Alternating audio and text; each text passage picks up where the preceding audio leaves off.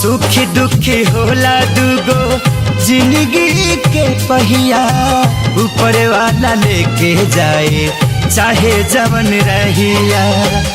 इहे एगो ऐसन